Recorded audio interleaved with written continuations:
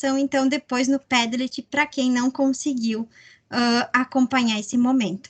As perguntas, o que nós organizamos? Como é um material bastante denso, nós teremos um momento de explanação, de compartilhamento, e um tempo no final para perguntas e respostas. Mas vocês já podem ir inserindo perguntas no chat, e no final a gente faz a retomada.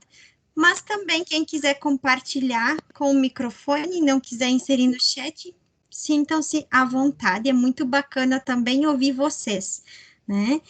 Então, passo para o Ricardo e para a Lica, mas antes lembrei de um detalhe final, que nós fizemos um ajuste em 3 páginas do material, que foram detalhes, e nós vamos substituir o arquivo no Padlet, mas no final eu vou colocar no chat quais foram as páginas que teve pequenos ajustes, para caso vocês tenham impresso o material ou feito anotações, para vocês saberem em quais páginas que foram feitos os ajustes de alguns detalhes aí, tá bem? Sejam bem-vindos, Lica, Ricardo, que bom contar com vocês, e passo para vocês seguirem aí com esse imenso conteúdo, com esse desafio que temos também nessa manhã, né? Ok, então, bom dia a todos, bom dia a todas. Primeiramente, eu quero agradecer o convite feito pela Fundação para participar dessa ação, né, tão importante, tendo em vista o momento que o planeta está passando, né?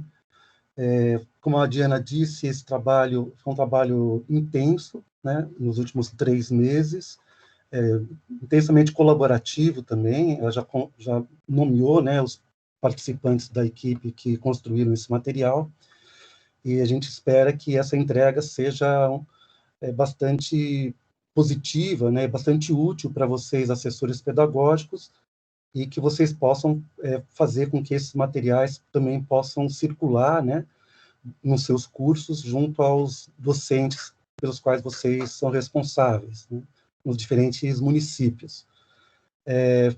Gostaria de manifestar também minha alegria de estar de volta aqui vendo vocês, aliás, vendo não, né, só estou vendo umas bolinhas aqui.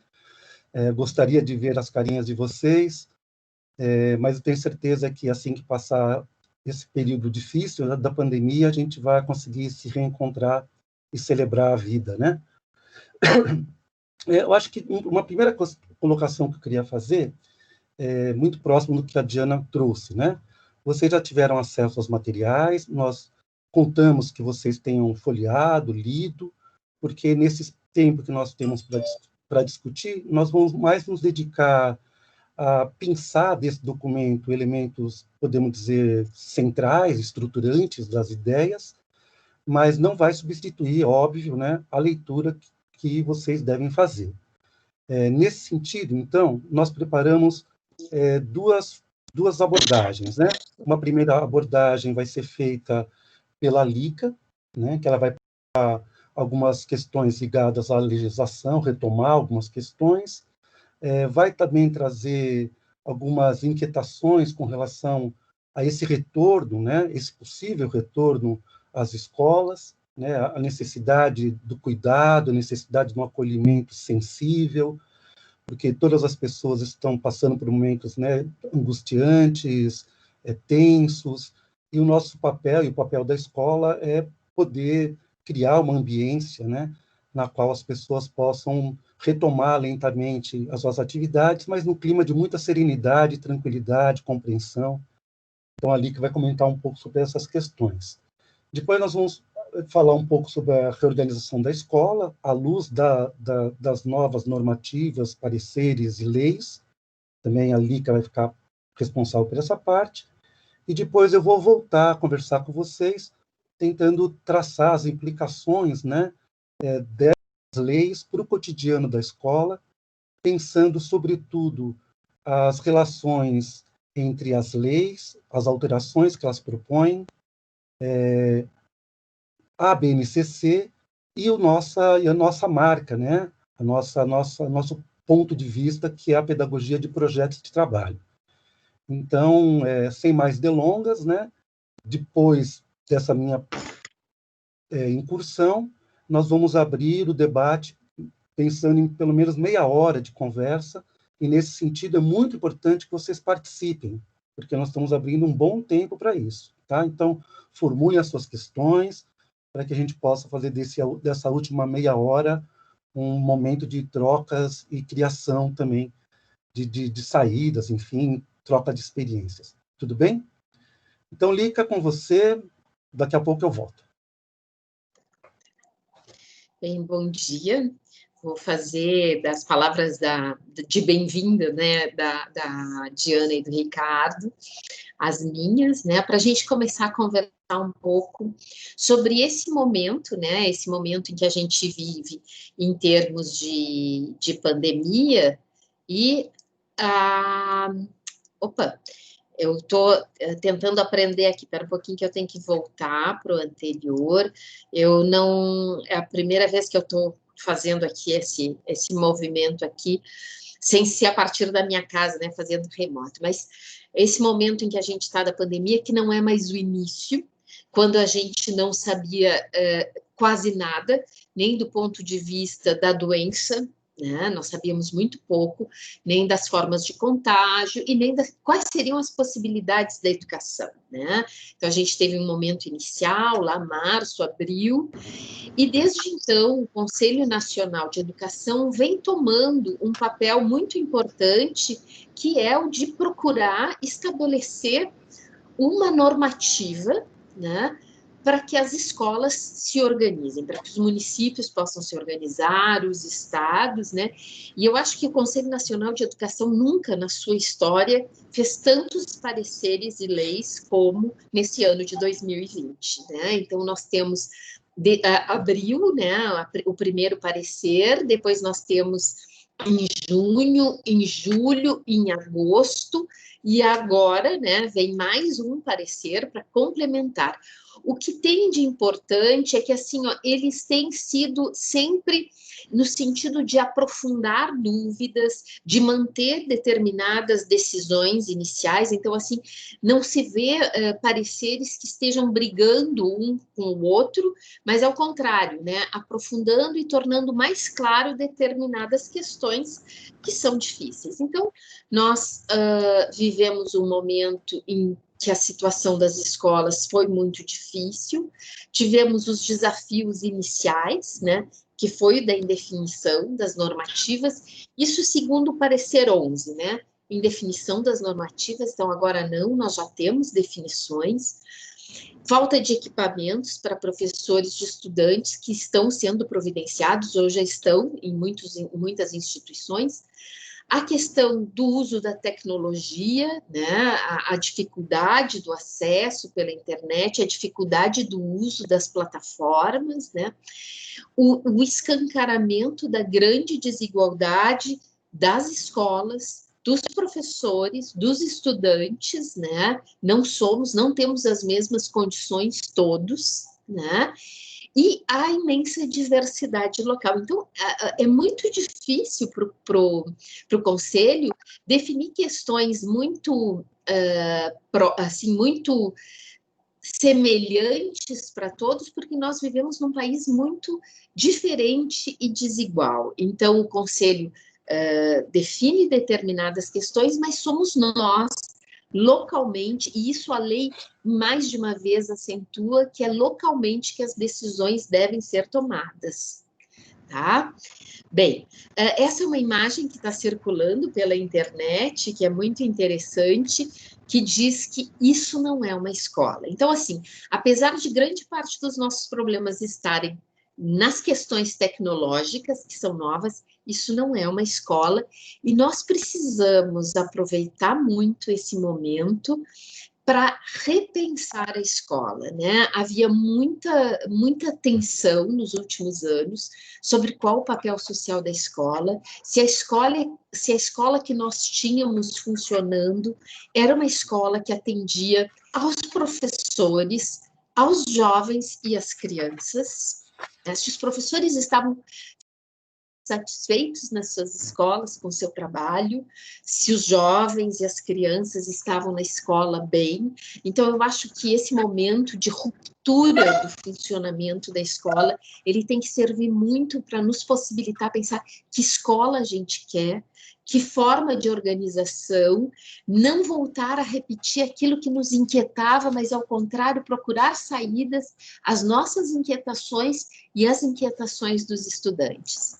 O parecer 11, ele traz 3 pontos de reflexão que são muito importantes e os que eu vou centrar hoje. Ele fala em 13, né, mas é impossível falar, né, dos 13, então eu vou centrar nesses 3, que são o acolhimento, o reordenamento do calendário escolar, né, do calendário acadêmico e o processo de avaliação. Com relação ao acolhimento, eu acho que assim que é esse repensar qual o lugar da escola hoje na nossa sociedade, né? A gente teve, eu acho que a pandemia ela nos ajudou bastante a repensar o valor da escola, né?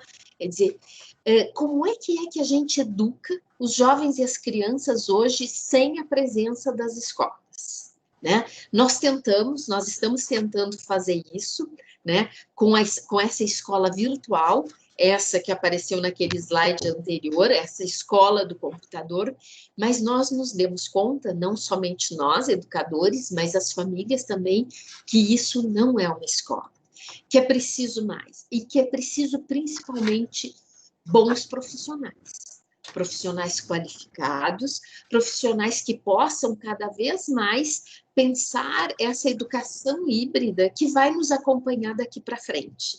Quer dizer, não dá para pensar que nós vamos retornar à escola e a escola vai funcionar somente presencialmente. Em qualquer possibilidade, nós temos que pensar um pouco nessa ideia de que ela vai estar vinculada às novas tecnologias, né? Então, assim, isso mostrou como os professores são necessários, né? Como nós temos uma nova configuração. Isso também mostrou para as escolas que o funcionamento da escola não pode ser isolado. Cada professor é professor da sua turma, é professor do seu conteúdo, da sua disciplina, vai na escola, faz o que tem que fazer e vai embora.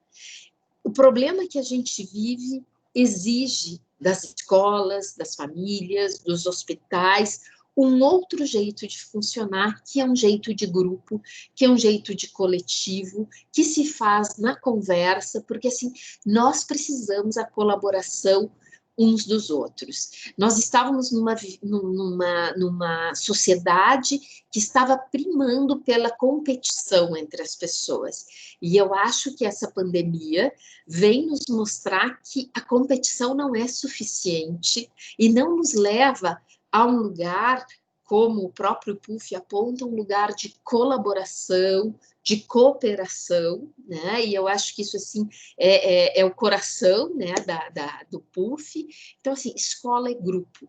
E qualquer saída que a escola for procurar, ela vai precisar contar com todos. E eu não vou poder dizer que eu não trabalho isso porque isso é do professor de tal ano, não tem a ver com o meu, porque a seriação está sendo recolocada, a disciplinarização está sendo recolocada, então a gente vai ter que procurar saídas para isso, né?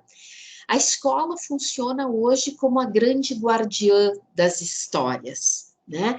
Quando eu falo isso do ponto de vista metafórico, eu quero dizer, todo o conhecimento do mundo foi sistematizado e vem sendo ampliado, né?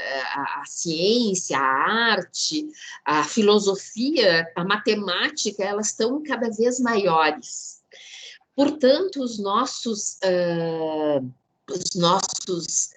conhecimentos são cada vez maiores. E a escola é esse lugar onde as crianças escolhem o conhecimento. E nós temos que pensar de que modo nós vamos retomar a escola, nós vamos retomar esses conhecimentos e num tempo e espaço diferente nós vamos fazer essa escola funcionar, né?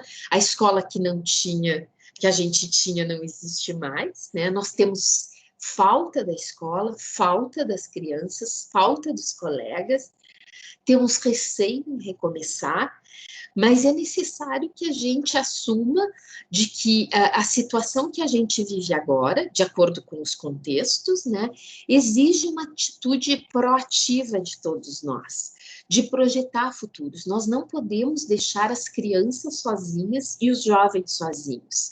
Nós temos um papel social muito grande, né, e nós temos que ajudar a construir um certo otimismo com relação à vida futura e que os jovens vejam saídas, né? Eu, conversando com uma colega que é professora, ela dizia o quanto as crianças, ela está trabalhando já há 2 semanas, e ela me dizia o quanto as crianças voltaram diferentes na educação infantil, né? Crianças que estão participando menos, que estão muito silenciosas, que fazem muitas perguntas sobre o que vai ser o futuro, como é que, né, assim, crianças que estão se questionando, vai dar para ter aula, vai parar a aula, os meus colegas vão vir.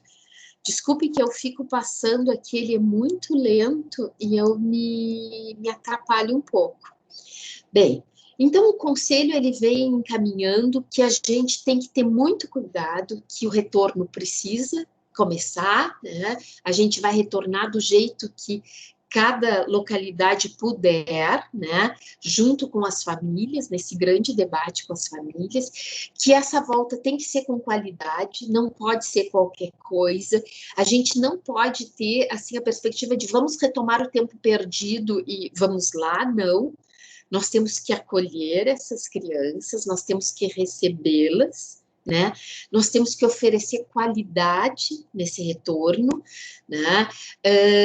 O vínculo com a BNCC é muito importante, mas repensar um pouco essa estrutura por áreas, né? E ver que saídas que nós temos, porque nós não vamos dar conta de todas as disciplinas e todos os conteúdos propostos pela BNCC, né?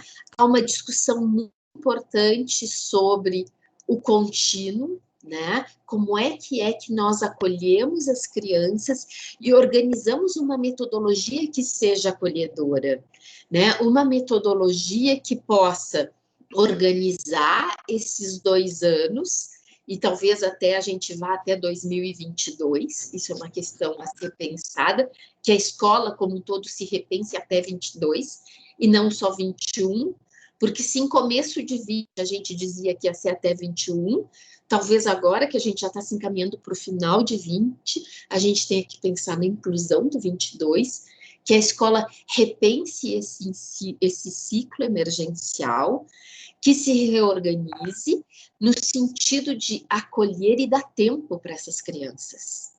E não ter um nível de exigência ou de transmissão de conteúdo sem sentido.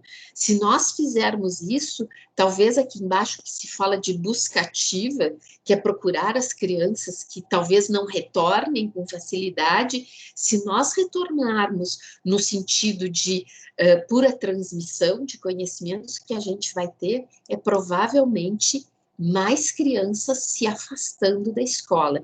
Então, uma metodologia acolhedora que acolha as necessidades das crianças e dos jovens e, a partir dessas necessidades, ajude-os a pensar nas suas necessidades a partir dos conhecimentos sistematizados, é o que vai conferir sentido à escola. Então, a nossa posição de acolhimento, ela não é só de um acolhimento afetivo, mas é um acolhimento metodológico e é também uma atitude de acolhimento dos professores, né? Então, pensar nessa continuidade, né, da reorganização do calendário, com a reposição, né, mediada ou não por tecnologia, considerando as possibilidades de novos surtos, como estão acontecendo hoje na Europa, e a gente tem a Europa como um espelho de futuro, né? Como é que nós vamos lidar com isso e pensar localmente, né? Aí o parecer 11 dá muitas ideias para a gente, muitas referências para se pensar como cada escola pode fazer, né? Mas ao mesmo tempo sem intensificar extremamente o trabalho dos professores e dos jovens e das crianças. É um trabalho com sentido, e não um trabalho para mostrar a verdade. Né? Então, esse trabalho é compartilhado, por isso que a legislação pede que seja publicado o planejamento, né? Que tenha-se muito cuidado com as crianças com maior vulnerabilidade e com dificuldade, né? Essa relação intensa com as famílias, com a comunidade, né? A lei vai reorganizar de uma forma muito grande o calendário escolar, quer dizer, as obrigatoriedades nesse momento vão sendo transformadas, né, não tem obrigatoriedade de dias letivos, né, na educação infantil, a carga horária também sendo sintetizada, né, vem se discutindo isso e talvez a gente tenha novas surpresas nos próximos dias, né, e eu acho que, assim, que uma questão importante que o Conselho traz é a reflexão sobre a avaliação. Primeiro, lembrando que é muito importante que se tenha uma avaliação diagnóstica, que a gente possa, no retorno às atividades presenciais, observar o que realmente as crianças conseguiram aprender e como o nosso grupo funcionou ao longo desse período. Essas crianças participaram de atividades não presenciais, não participaram? Como é que essas crianças estão com relação às suas produções textuais? Como é que elas estão afetivamente? Como é que elas se reorganizaram com seus amigos da escola, né? Tudo isso a gente precisa compreender nessa avaliação diagnóstica, que é a avaliação diagnóstica dos conhecimentos das crianças, mas que também é uma avaliação diagnóstica de todo o grupo, do funcionamento do grupo, dos diversos professores. Quer dizer, nós, para podermos retomar o trabalho na escola, nós temos que ter uma análise de cada uma dessas turmas e pensar como é que a partir dessa realidade de cada turma, porque as turmas não são iguais, nós vamos fazer a projeção do trabalho futuro. Um segundo ponto que é muito importante em termos de avaliação e que a gente tem que ter muita clareza, porque isso tem a ver com a questão da validação do trabalho à distância, que é repensar a avaliação somativa. Quer dizer, nós não podemos pensar numa reflexão, numa avaliação que seja por provas, por exames nesse momento. Cada ação de aprendizagem das crianças, cada ação de envolvimento de um pequeno grupo de crianças, propondo tarefas, realizando atividades em grupo, cada uma dessas ações, né, de estudo, são atividades avaliativas, todas têm que ser valorizadas. Não dá para se pensar numa escola como a gente sempre vem pensando e sempre vem encontrando uma escola que hierarquiza, que classifica as crianças, que tira as crianças, né, e os jovens do lugar, mas pensar numa escola em que os processos de aprendizagem são eles próprios processos avaliativos. Não existe essa separação tão contundente entre aprendizagem e avaliação. A avaliação sumativa é exatamente essa possibilidade de irmos fazendo um processo de aprendizagem colaborativo com os jovens, com as crianças, e esse processo de aprendizagem, ele mesmo dar os elementos avaliativos. Pouco a pouco, cada ação tem valor. Não é só eu passo muitos dias com os jovens, muitos dias com os alunos, fazemos várias coisas e nada disso tem valor. O que tem valor é o teste final, né? Então, essa avaliação somativa nos encaminha para um processo para trazer os jovens conosco. Porque se nós não tivermos atenção a esses pequenos valores, os alunos, os estudantes das nossas escolas vão pensar que a única coisa necessária é que eles façam uma prova, e que a escola toda virou um grande supletivo, que vai avaliar somente os exames finais, as provas finais.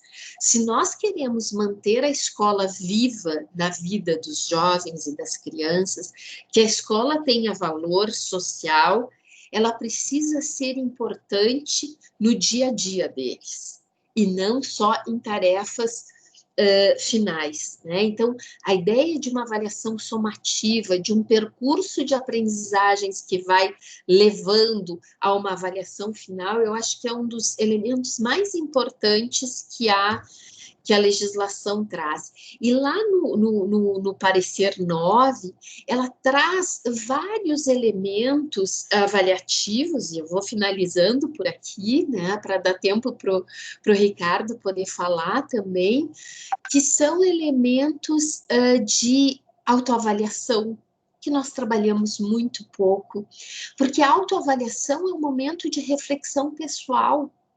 Então, conseguir ajudar os nossos estudantes a fazer uma reflexão sobre as suas aprendizagens, sobre as suas necessidades, sobre aquilo que eles estão querendo encontrar na escola, nos dá as pistas do que é o trabalho pedagógico. Então, assim, a autoavaliação é um momento muito importante nesse momento em que as pessoas estão procurando sentido para suas próprias vidas, e a escola é um desses lugares de dar sentido para a vida. O conhecimento é um dos lugares onde a gente encontra sentido para a vida. A arte, a música, o conhecimento científico, todos esses elementos nos ajudam a nos organizarmos e a darmos sentido para o futuro, né? Então, por isso é importante a autoavaliação. A aprendizagem, a avaliação de uma forma discursiva, o texto, a narrativa, nós somos seres narrativos, nós precisamos falar, nós precisamos escrever nos faz pensar, nos faz organizar os nossos pensamentos, então não pode ser prova de cruzinha só.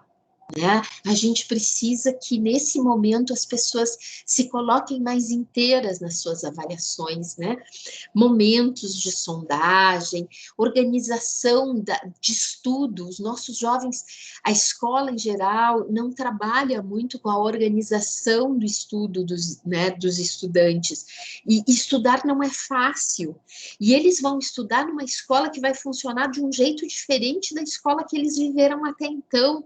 E eles vão ter que aprender como é que se estuda numa escola que ela pode ser presencial, ela pode ser virtual, ela pode parar em determinado momento, ela pode se intensificar um pouco em outros. Então, assim, como é que eu estudo para isso? Eu não vou só ter as provas lá do final do trimestre, eu vou ter outras formas, né?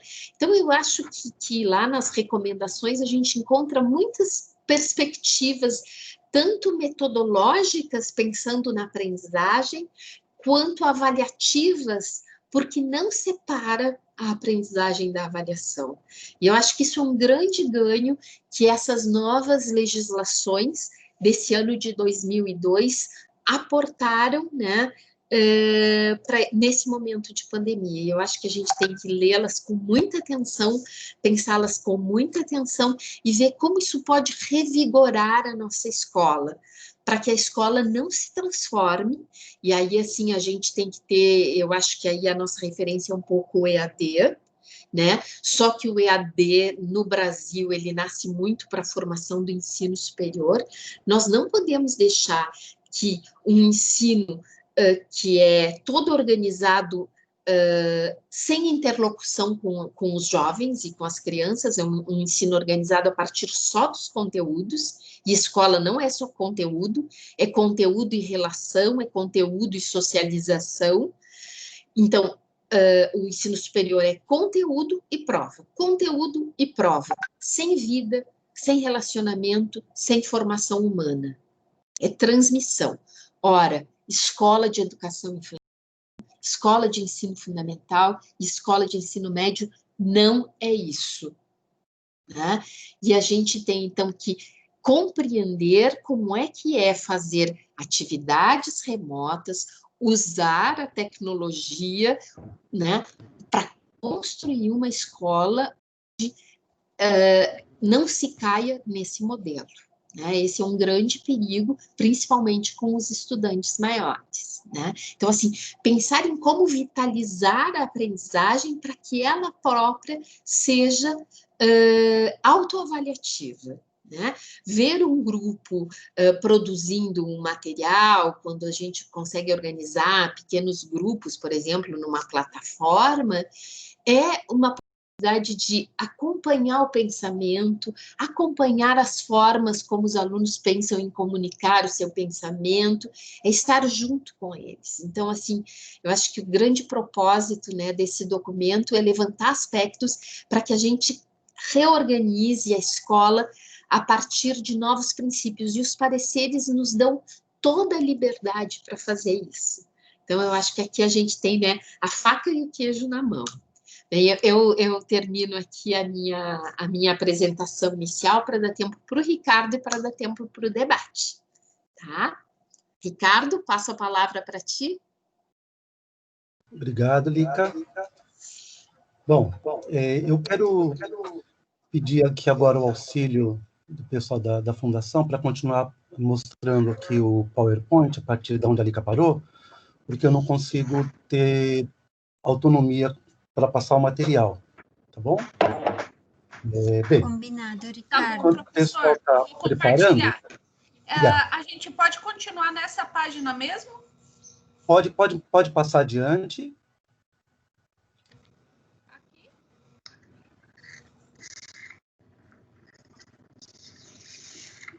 Bom, enquanto vocês vão localizar a página correta, isso, aí está ótimo. Pode avançar, então. Mais uma. Aí, está ótimo. Bom, eu queria retomar, né, a fala, mas partindo de algumas ponderações que a Lica trouxe, que eu gostaria de poder falar um pouco mais sobre elas, que eu considero bastante importante, podemos dizer, como um sentimento geral, né, do que está acontecendo no cenário brasileiro e no cenário mundial diante da pandemia, né? Partindo daí para depois pensar as consequências para o cotidiano da escola, à luz das normativas, à luz da necessidade de trabalhar ainda com a BNCC, e à luz também do nosso marco, né, que é a pedagogia ativa, né? Então, o que eu gostaria de retomar? Acho que a primeira questão, né, que a Lica já trouxe, mas acho que é legal ampliar, diz respeito ao significado dessa pandemia para a existência humana, né? Se nós formos pensar em contribuições, por exemplo, das comunidades indígenas, principalmente com o Ailton Krenak, né? Ele recentemente fez uma fala muito potente e que, grosso modo, dizia o seguinte: olha, o planeta parece que puxou o freio de mão da humanidade, né? A pandemia puxou o freio de mão da humanidade, né? Nós estávamos, eu acho que esse é um sentimento que atinge a todos, né? Nas últimas décadas, inclusive até pelo advento do mundo digital, um processo de aceleração vertiginosa do tempo, né? É como se cada vez mais o tempo fosse cada vez menor e o número de atividades exigidas para a vida fosse cada vez maior, né? Então, acho que a pandemia, em grande medida, nos traz uma oportunidade para repensar, né? Quais são os valores que, de fato, interessam a vida humana, né? O que nós estamos fazendo com o nosso tempo, o que nós estamos fazendo com as nossas experiências, o que nós estamos fazendo com a nossa vida, né?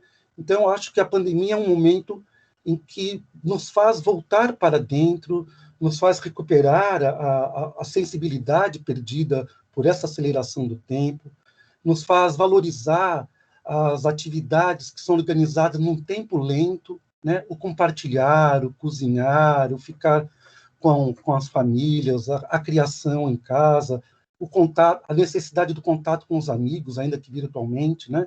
Acho que uma série de experiências que estavam sendo abandonadas, elas são convidadas a retornarem nesse momento.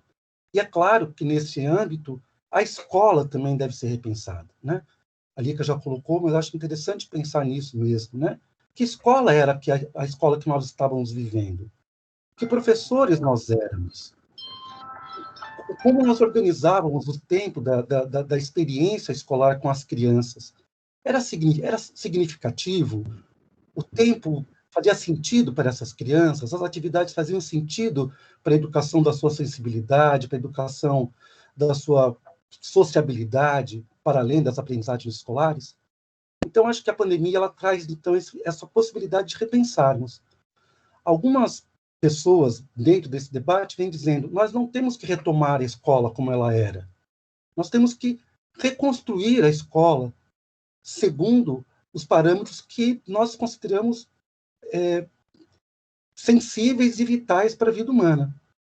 Ao que parece, a escola anterior à pandemia ela estava no mesmo processo de aceleração, de otimização do tempo, de uma certa expropriação do tempo para finalidades que não necessariamente dizia respeito aos nossos desejos, interesses e necessidades. Então, a pandemia ela tem algo de positivo no sentido de podermos retomar em nossas próprias mãos o sentido das nossas vidas e oferecer oportunidades para os professores e para as crianças que também possam refazer e retomar o sentido das suas próprias vidas na escola, né? Bom, nós vimos, né, a Lica apresentou alguns marcos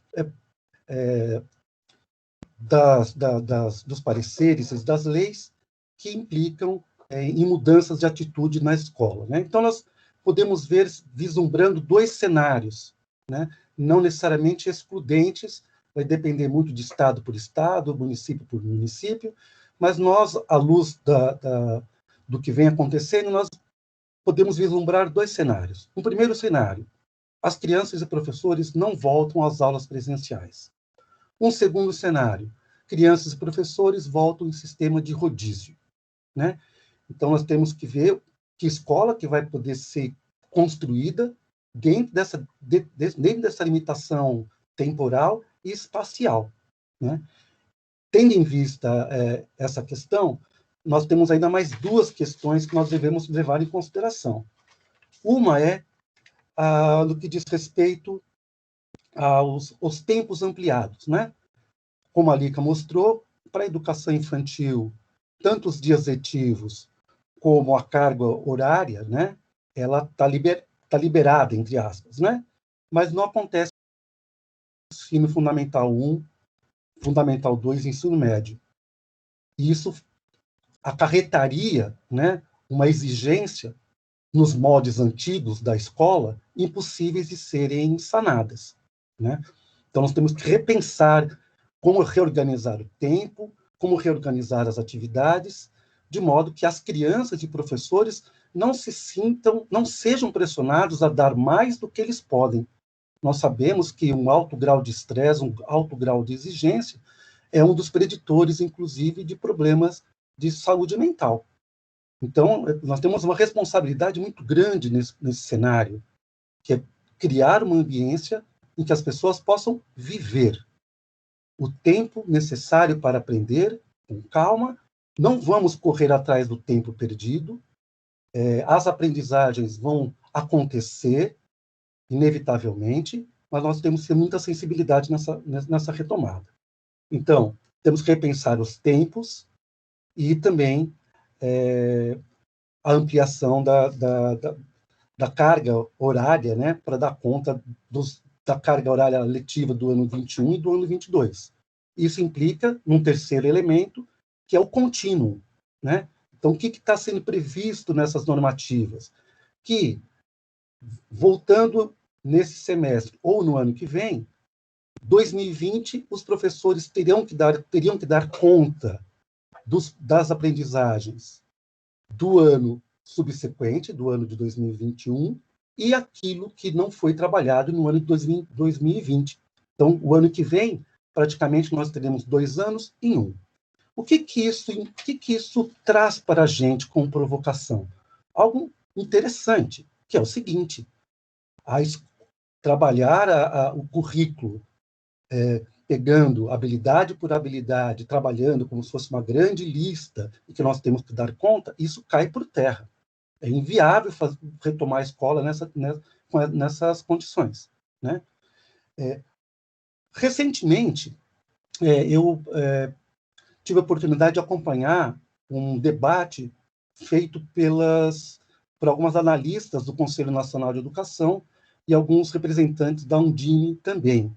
E eles tentavam interpretar, né, um novo cenário e a legislação. E o que foi interessante ver, no que diz respeito a como lidar com o currículo, esses analistas nos dizem que nós temos que retomar a importância dos grandes... nós temos as áreas de conhecimento, e nós temos, nas áreas de conhecimento, as orientações gerais da área. Esses analistas dizem que é importante, nesse momento, essa orientação que define quais são os objetivos globais das áreas para os diferentes segmentos escolares. Então, para nós, isso já é um elemento importante. Passa, por favor, o outro slide. Pode continuar. Pode continuar. Aí está bem. Pode voltar um pouquinho, por favor? Então nós estamos pensando, né, nessas alternativas pedagógicas. Eu estava dizendo, então, que a globalidade das áreas de conhecimento, elas são o nosso motor, né? Elas são o nosso ponto de entrada. Mas isso não é suficiente. Uma outra questão mudou também radicalmente para nós. O programa trabalha muito com as expedições investigativas. Esses espaços públicos, eles vão tender a permanecerem fechados, permanecerem limitados para visitações, etc. Qual é o nosso grande território, então, de exploração nesse momento? É a casa, né? Principalmente para as escolas que não vão ter os nossos territórios de exploração ficaram limitados à esfera do âmbito familiar, né? É claro que nós também temos os recursos digitais, depois vou falar sobre isso. Tendo em vista, então, o território casa, algumas discussões também vieram à tona nos últimos meses. Recentemente, houve uma live do Francesco Tonucci, que também o link está no material, em que ele mostra as potencialidades do trabalho de exploração e de aprendizagem do ambiente domiciliar, né? No nosso documento que nós preparamos, existe uma série de possibilidades de atividades, não necessariamente, não somente escolares, tá? Então, nós temos atividades como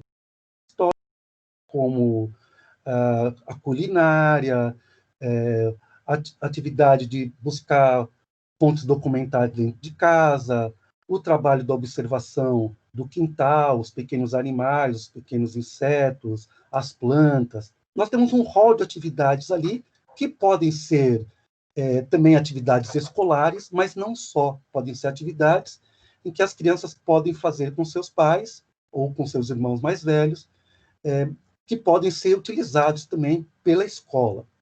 Mas, no nosso caso aqui, eu vou dar maior ênfase à articulação do território casa com a pedagogia de projetos e com a Base Nacional Comum Curricular, tá bem? Porque os professores, eles vão ter que, no seu dia a dia, responder a essa pressão de dar conta das aprendizagens que estão na Base Comum Curricular. Então, nosso exercício desse grupo foi tentar criar esse diálogo entre essas três instâncias: a base, o território casa, como exploração, e a pedagogia de projetos.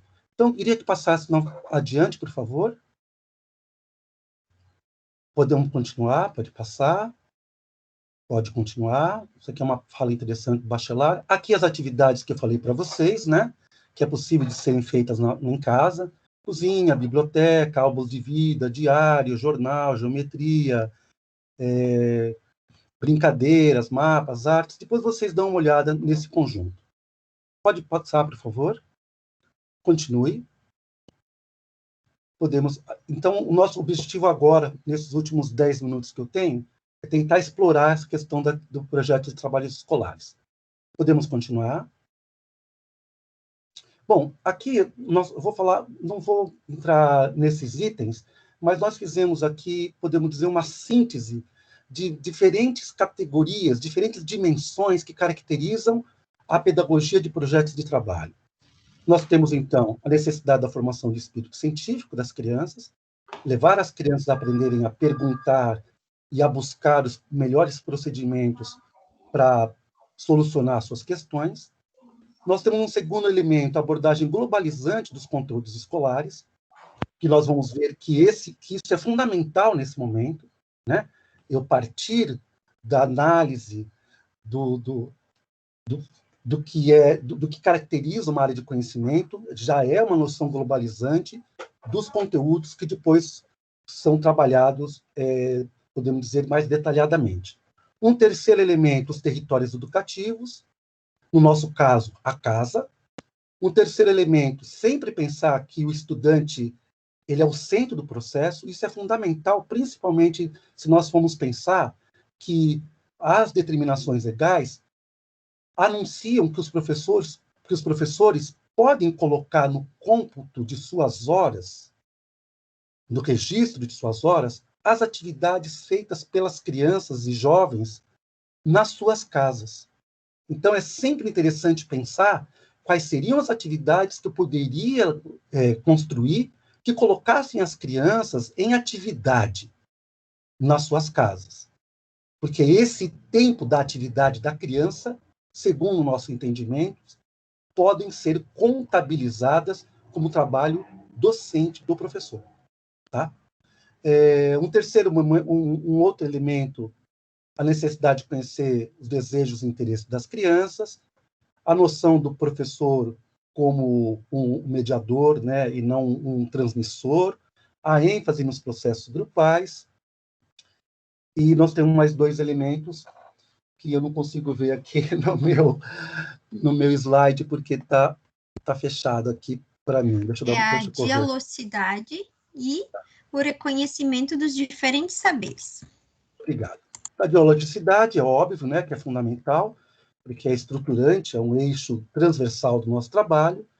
E, por fim, o reconhecimento dos diferentes saberes comunitários, das famílias, dos colegas, já que nós não vamos poder fazer expedições investigativas para outros lugares nesse momento, vão ser a casa e talvez a escola, né, para aqueles que retornarem no sistema de rodízio. Pode passar, por favor. Bom, então eu havia dito para vocês que os analistas do Conselho Nacional de Educação recomendam que os professores devem partir do enunciado geral das áreas de conhecimento. Então, por exemplo, se vocês forem pegar no nosso material, na página 41, nós temos ali escrito o conjunto de conhecimentos, de objetivos gerais da área de ciências naturais, né, na página 41. Nós vemos aí a globalidade da área de conhecimento. Então, esse é o nosso fio condutor. Nunca... É claro que, para poder partir dar vida a esse conjunto de conhecimentos globalizantes, nós temos que partir por um outro elemento, né? Que é quais são as habilidades que eu vou querer trabalhar. Pode passar, por favor? Pode passar? Então, tendo em vista os objetivos gerais da área, eu vou buscar quais as habilidades com as quais eu vou começar o meu desenvolvimento de um projeto de trabalho. Então, por exemplo, na página... quando a gente passa no nosso material um pouco mais adiante, na página 42, isso. Na página 42, nós podemos ver um exercício que pode ser bastante potente. Tendo em vista que o ano que vem nós vamos ter que trabalhar 2 anos em um, qual é a estratégia que os professores podem adotar? Eles podem, por exemplo, no caso das ciências naturais, vamos pensar no ensino fundamental 1, para o primeiro ano, para o segundo ano e para o terceiro ano. Então, nós temos aqui uma habilidade da área de ciências naturais para o segundo ano. Descrever características de plantas, animais que fazem parte do seu cotidiano e relacioná-las ao ambiente em que vivem. Isso é uma habilidade do ensino fundamental 1, segundo ano. Dê uma olhada na habilidade também do ensino fundamental 1, terceiro ano, para ciências. Identificar características sobre o modo de vida, o que comem, como se reproduzem, como se desloca, os animais mais comuns no ambiente próximo. O que nós percebemos? Que nós temos 2 habilidades de anos distintos, mas habilidades muito próximas. E é claro, todos nós professores sabemos, né? Às vezes, o que muda de um ano para o outro não necessariamente são os temas, mas as complexidades com as quais nós entramos e entendemos esse tema. Então, uma estratégia que nós constituímos, que pode ajudar o professor a fazer esses 2 anos em um, é voltar para a base nacional e pegar área por área e tentar aproximar as habilidades de anos subsequentes, para, a partir daí, irmos para o próximo ponto, que seria a realização da expedição. Pode passar para mim o slide, por favor? Então, essas são as habilidades que eu falei para vocês, né? Vocês podem ver. São 2 habilidades de ciências naturais para 2 anos subsequentes que têm uma íntima relação.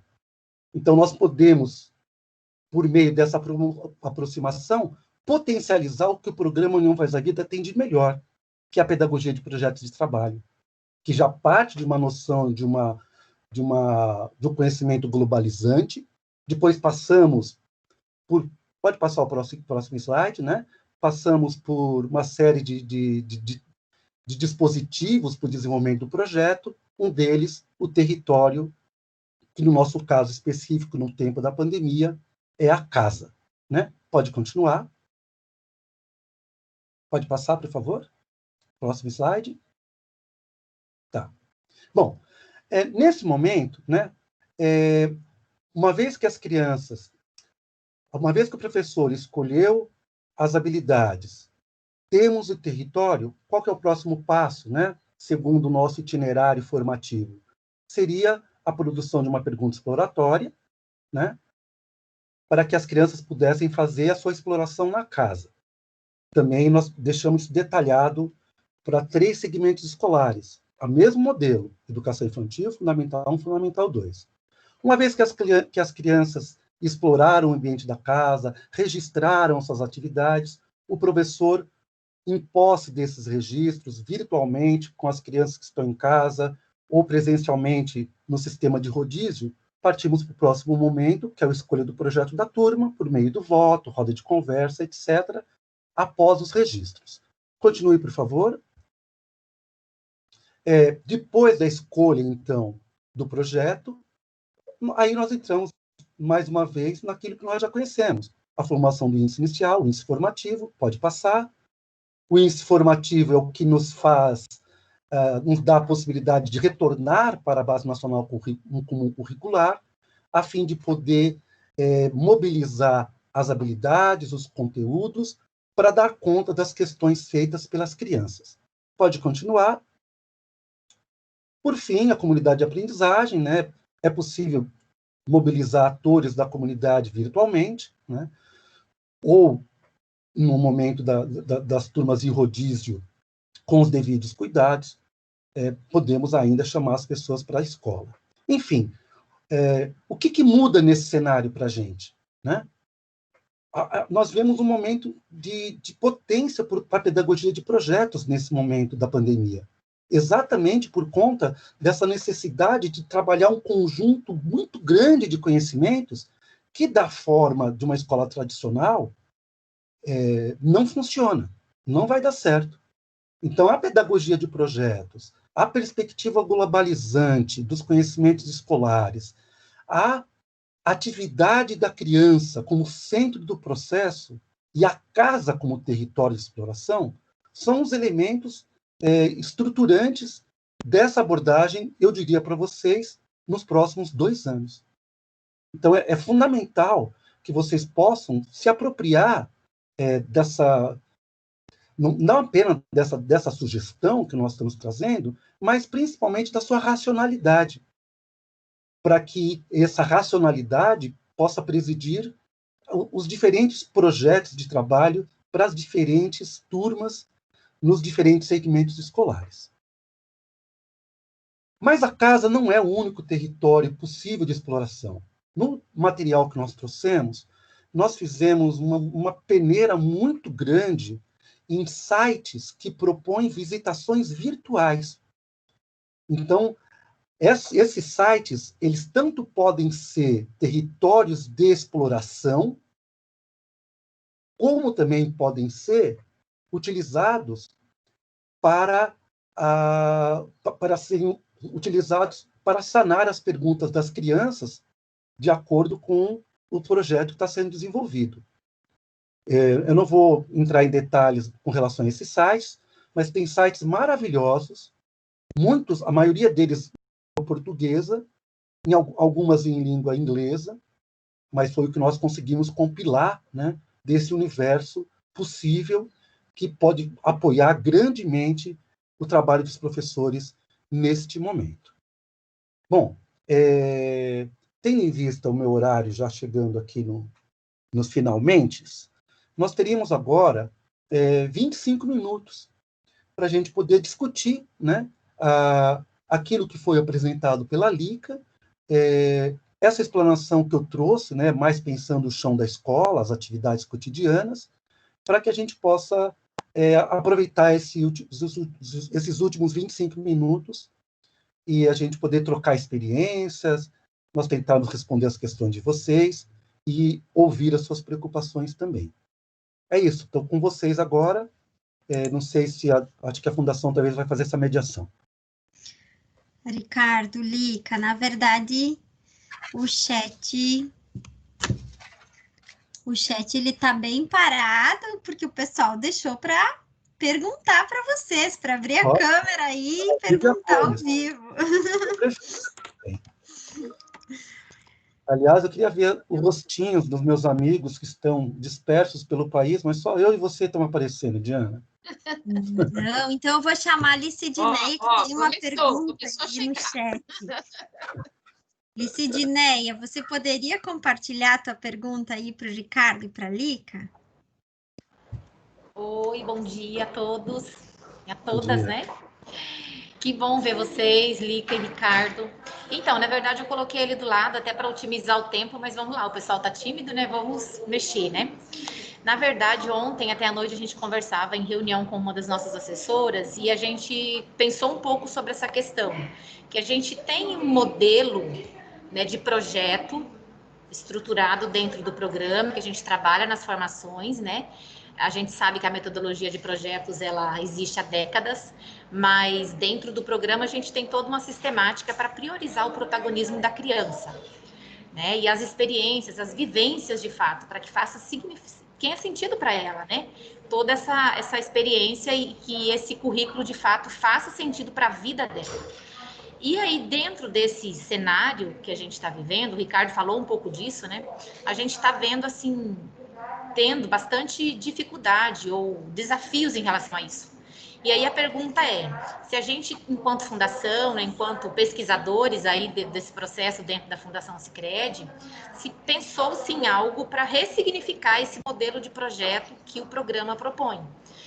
Ou o modelo, ou de repente o conceito, não sei, porque às vezes o professor propõe ações bacanas junto às famílias e junto às crianças, mas que daí ele vem para a gente, tá, mas aí não é um projeto, porque não está atendendo todas as etapas que o programa propõe. Então, eu penso que, de repente, a gente precisava pensar um pouquinho sobre isso, até para nos ajudar na argumentação com esses professores, com os assessores, enfim. Né? Que modelo é esse de projeto que a gente propõe? E dentro desse cenário, como poderíamos pensar esse modelo e esse conceito, né? Para além desse modelo fechado que a gente propõe. Como poderíamos expandir essa ideia para a gente argumentar com os nossos professores? Eu posso tentar te ajudar a buscar algumas questões, né? Com esse momento que a gente está enfrentando, é fundamental que a gente tenha muita tranquilidade para incorporar flexibilidades, né? Nosso trabalho é ajudar o professor, não atrapalhá-lo, né? Mas como nós estamos vendo, e pela própria análise dos analistas do CNE, né? Nós vemos uma potencialidade muito maior de trabalhar com pedagogia de projetos neste momento, por conta dessas questões já anunciadas, do que no momento anterior, né? Eu pensaria duas coisas, né? A primeira coisa, no que diz respeito às dimensões que caracterizam a pedagogia de projetos, aqueles 9 pontos, né? Se as escolas, se o professor consegue dar vida àquelas dimensões, respeitar aquelas dimensões, já está fazendo um ótimo trabalho, né? O professor mediador, a exploração dos a comunidade de aprendizagem, o trabalho, o respeito às crianças, a atividade, todos aqueles pontos. Isso é fundamental, seria o nosso marco inicial. Mas, como nós colocamos no documento, é possível preservar o passo a passo do trabalho com projetos que marca o programa União Faz a Vida. O que vai mudar? O território de exploração, que vai ser a casa, e talvez a escola, e a aproximação das habilidades de 2 anos subsequentes dentro de uma mesma área do conhecimento. Foi aquilo que eu mostrei para vocês, né? Eu aproximo a habilidade, por exemplo, do 2º ano com o 3º ano nas ciências naturais, parto de uma perspectiva globalizante, e a partir daí não há necessidade de mudar o que nós estamos fazendo desde então. O território é a casa, a área, ciências. Qual é a pergunta exploratória que eu vou fazer para que o aluno, para que o estudante, ele volte o seu olhar para aquilo que eu quero? A pergunta exploratória. Fomentar a atividade de registro das crianças em casa. Celular, foto, cartaz, redação, tudo aquilo que poderia ser feito numa sala de aula. É claro que, se for um sistema de rodízio, esses registros, os professores podem dar um tratamento na sala de aula quando reencontram as crianças no dia em que elas vão para a escola, porque o rodízio vai ser mais ou menos como 30% da turma na segunda, 30% na terça, 30% na quarta, e assim vai. Então, é importante que o professor ele possa criar experiências ativas para as crianças dentro de casa e depois, a partir dos registros que as crianças fizeram, retomar o nosso itinerário. O projeto da turma, virtualmente, presencialmente, conta os votos, e todo o itinerário, todo passo a passo que caracteriza o programa.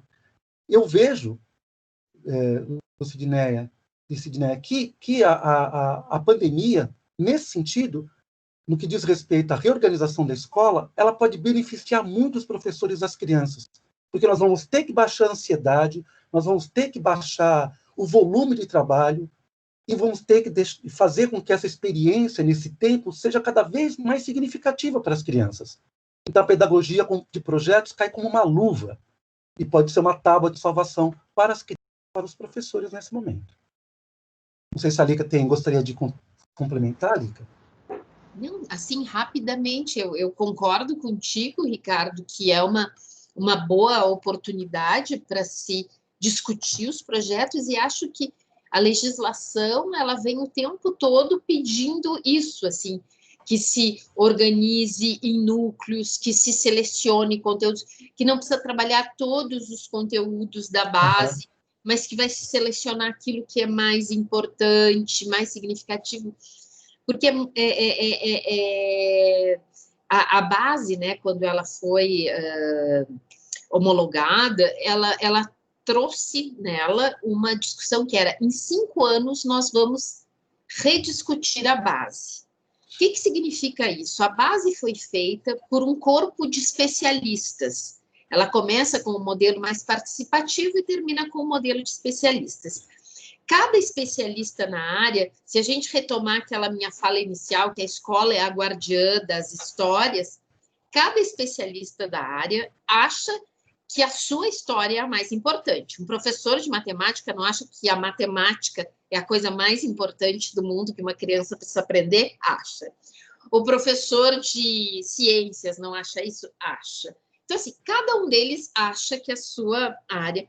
Então, assim, a base, eu acho que ela ela peca, entre aspas, por ter sido elaborada por especialistas, basicamente especialistas, e não professores de escola. Se a gente pegar, por exemplo, nos anos iniciais, os especialistas não estão acostumados a trabalhar com crianças de 8 anos. Então, eles pensam o que é importante em ciências.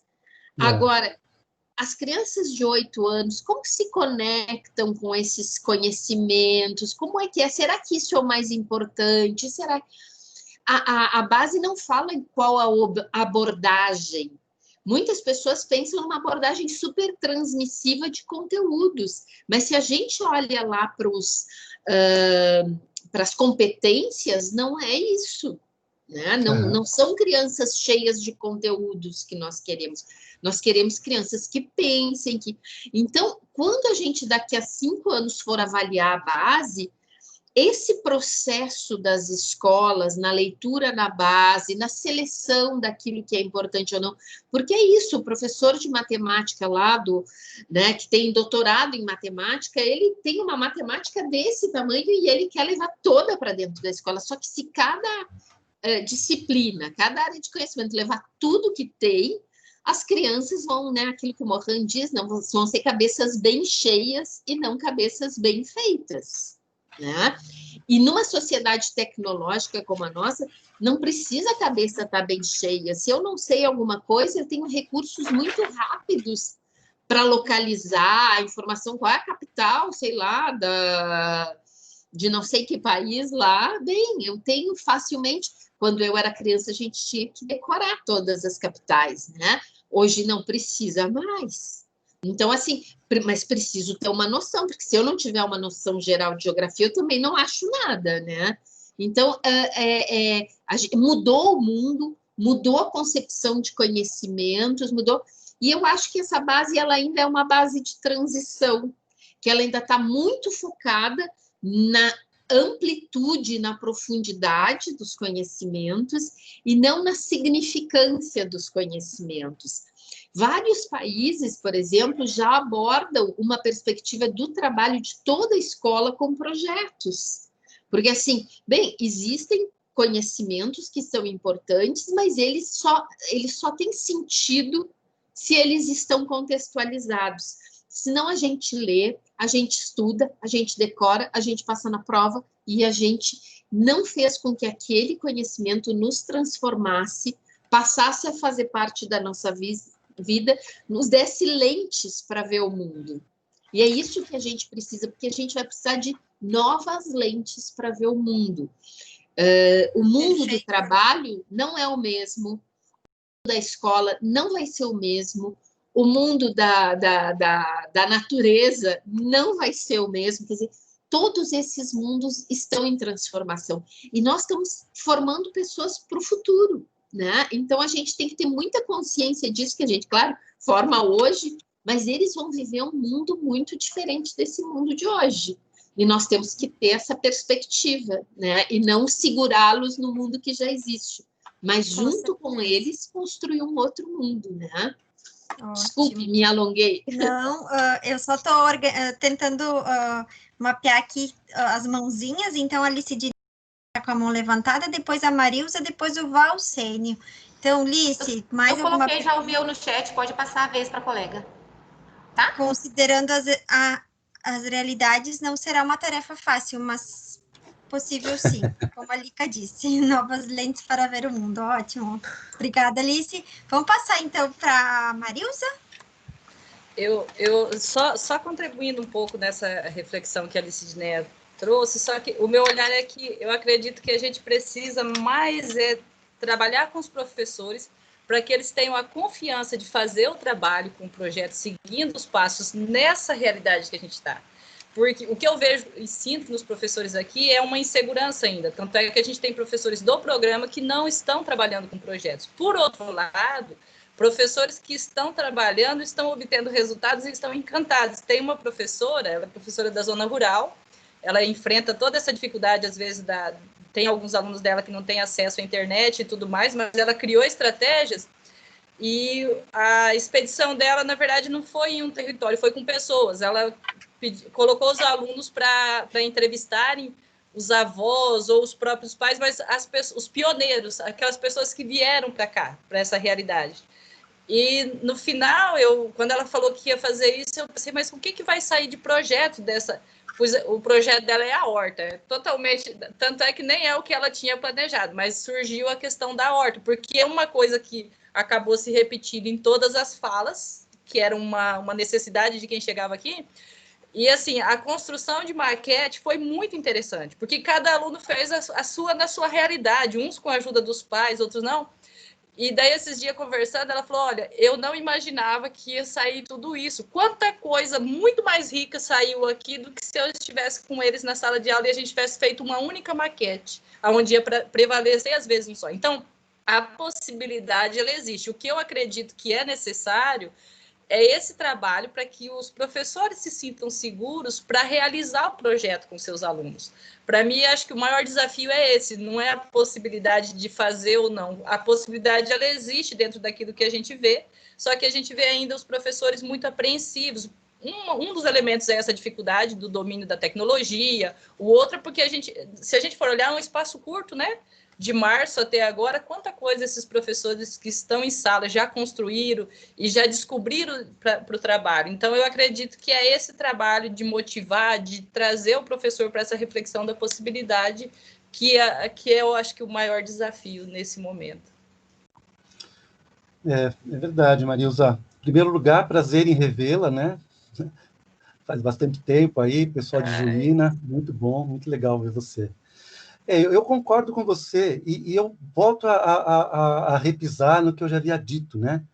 Eu acho que aquilo que aparece no primeiro momento como limitação, principalmente com relação à história do contínuo, né, 2 anos em 1, pode ter um efeito contrário se nós conseguirmos ler com um olhar sensível e com um olhar acolhedor, podemos dizer, das dificuldades dos professores e dos alunos diante desse cenário. O que eu quero dizer?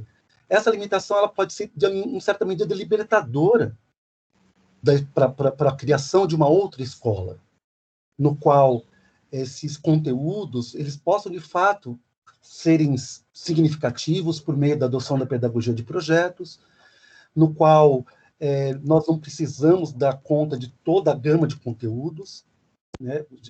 Há uma certa flexibilidade do Conselho Nacional de Educação com relação a esses próximos anos, no que diz respeito ao trabalho docente e à organização do ensino e das experiências de aprendizagem. Então, acho que nós temos que aproveitar esse momento em nosso favor e mostrar para os professores que um trabalho ativo, um trabalho colaborativo, um trabalho que respeita esses pressupostos, né, que caracterizam a pedagogia de projetos, ele é benéfico para todos. Ele pode vir como um alento, inclusive, às limitações da própria BNCC, que não é constituída necessariamente pensando numa pedagogia de projetos, mas ela pode ser mobilizada nessa direção. Então, acho que é um trabalho de ajudar os professores e, principalmente, contar com o apoio dos gestores escolares nessa direção.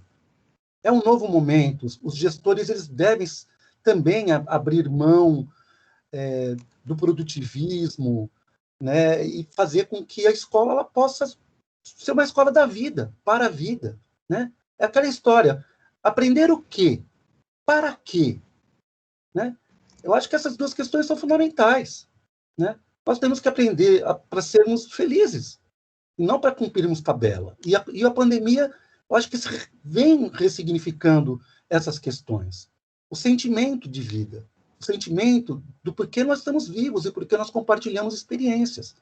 É redotar a escola do seu sentido sensível no que diz respeito à experiência humana. Eu acho que a gente tem grandes condições de, por meio da adoção da pedagogia de projetos, ajudar esses professores e as crianças a serem felizes nos próximos 2, 3 anos. Nosso chat está cheio de comentários, contribuições lindas, riquíssimas aí. E convido depois, né, Lica ou Ricardo, para olharem com calma também, que eu sei que não dá para acompanhar tudo nesse momento, mas eu vou pedir para o Valcênio, então, fazer sua pergunta. Se tiver mais alguém aí cadastrado nas perguntas, ainda teremos espaço para mais uma aí, para fechar depois do Valcênio. Bom dia a todos. Estou muito feliz em poder participar desse momento e, ao mesmo tempo, vivenciar em tempo real, que de repente tinha sido sonhado há um bom tempo atrás. Um grande abraço ao Ricardo, tive uma imensa satisfação em reouvi-lo novamente. E dentro desse processo, talvez graças a essa terceira revolução industrial que aconteceu em tempo real e que tem como estrutura a internet como um todo, e aí nós estamos aqui, graças a essa revolução, não sei qual é a variável que proporcionou a revolução, se é a pandemia, o que de fato foi, mas a internet do conhecimento nos reaproximou, Ricardo. Então, um grande abraço, fico muito feliz por isso. E dentro desse processo, não só a internet do conhecimento, mas a própria internet da mobilidade, e aí de carona vem a internet da energia. E eu acredito não só na questão do programa como um elemento fundante, e talvez não determinante, mas colaborativo para dentro da questão educacional, principalmente, e quando lá a gente discutia a questão dos projetos, talvez em tempo real agora, e quando isso aconteceu, de uma forma muito imediata, eu tinha solicitado às nossas colegas que este é talvez um dos maiores momentos em tempo real, porque na revolução caiu o sistema, a escola tradicional também caiu do dia para a noite, e aí vem todo esse processo tão interessante, tão necessário, para que nós possamos, enquanto programa, estarmos ao lado das escolas, que infelizmente o sistema caiu antes do tempo, inclusive determinado, e dentro dessa perspectiva, né, eu gostaria que o Ricardo fosse trazer um pouco a luz, ele já trouxe daquilo que ele estava justamente trazendo, da pedagogia de projetos, todo um processo, não só da pedagogia ativa, mas numa plataforma de soluções, em cuja esta escola, talvez várias dimensões, a própria BNCC, se você vai ver o próprio MEC, ele traz a luz de que a pedagogia não é a sala de aula em si, mas é a vida do estudante. Então, estou mais no sentido de elogiar o trabalho do que propriamente fazer uma pergunta, porque é exatamente isso que em tempo real o programa está dando conta, tanto do ensino, da pesquisa, quanto da extensão. E aí sim, um grande espaço agora é aquilo que é a própria casa, o território que o Ricardo estava trazendo. Ricardo, na verdade, muita saudade dos nossos encontros, um grande abraço para você. Ei, Valcênio, muito bom te ver, né? Ainda que seja assim. Muito Sim. Bom. Faz muito tempo que a gente não conversava. É também uma alegria muito grande reencontrá-lo, um prazer imenso.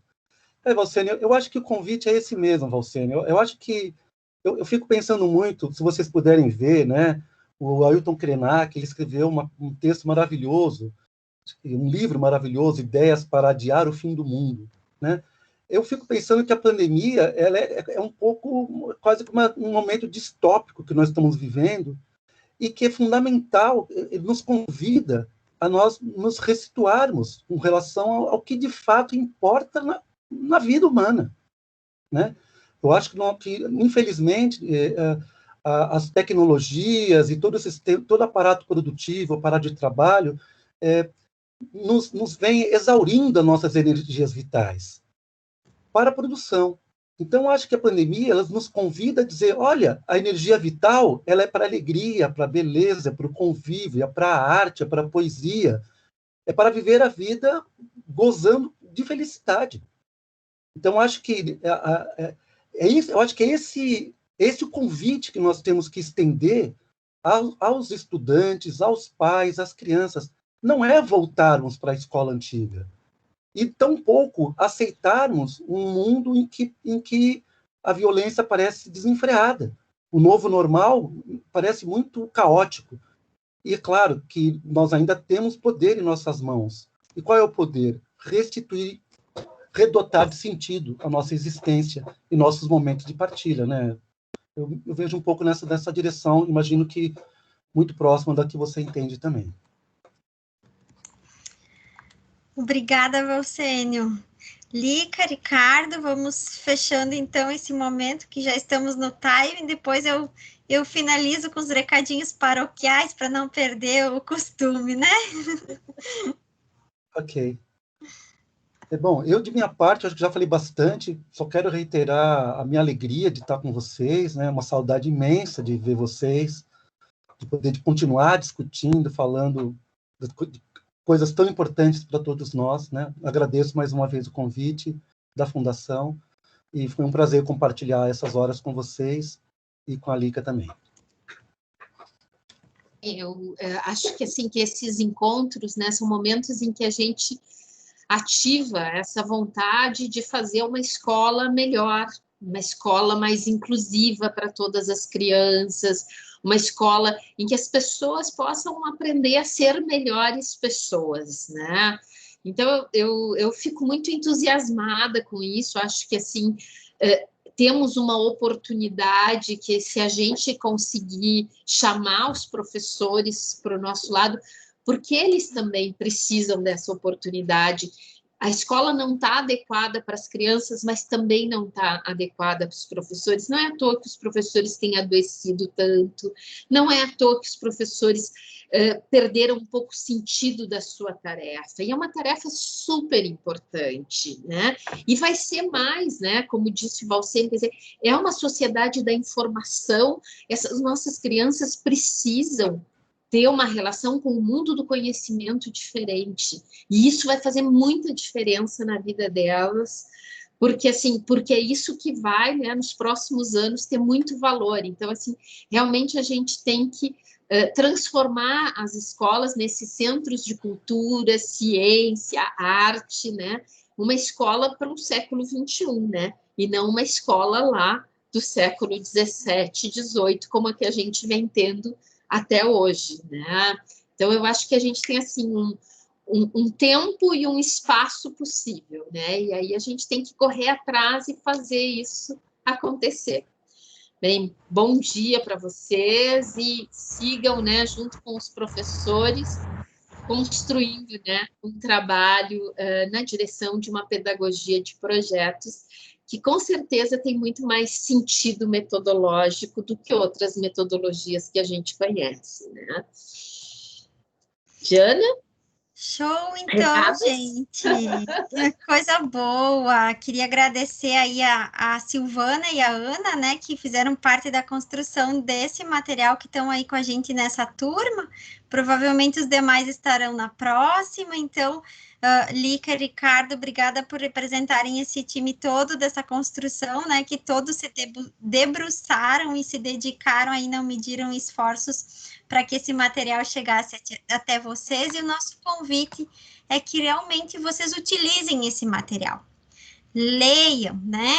Compartilhem com os colegas ideias, para que a gente possa explorar cada vez mais e aprender juntos, né? Eu acho que esse é um momento também que estamos vendo que a gente precisa aproveitar também e valorizar os nossos princípios e valores e nos fortalecer como nos fortalecermos mais como profissionais da educação, como estudiosos, como pesquisadores, como referência também para os nossos educadores. E aí eu tenho uma surpresa para compartilhar com vocês, que o time está preparando também um material que vai ser disponibilizado na próxima semana. Não estava previsto, mas ideias surgem e eles adoram trabalhar muitas horas, inclusive nos finais de semana. Então, eles vão estar disponibilizando para a gente aí um e-book para utilizar para os educadores, referente a esse material. Como esse material ficou muito denso, né, que é para realmente, esse é o objetivo, que ele tenha bastante, né, conteúdo, que ele seja um material de referência. O time está trabalhando no material direcionado para o educador, que vocês vão poder estar compartilhando com o educador e explorando ainda mais, numa linguagem mais tranquila, né?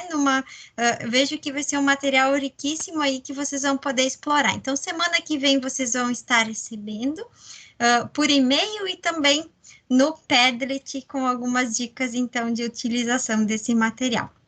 A gravação a gente vai subir depois no Padlet. E eu coloquei ali um link que foi compartilhado pela Lica e pelo Ricardo hoje, também no chat, de algumas do conselho, né, que foi comentado de uma última novidade aí, de uma última notícia publicada hoje, e também a questão de que a gente já pede para vocês nos apoiarem numa live que vai ter semana que vem, do Dia do Educador, dia 15, às 15 horas, um momento aí que está sendo preparado com muito carinho e algumas surpresas.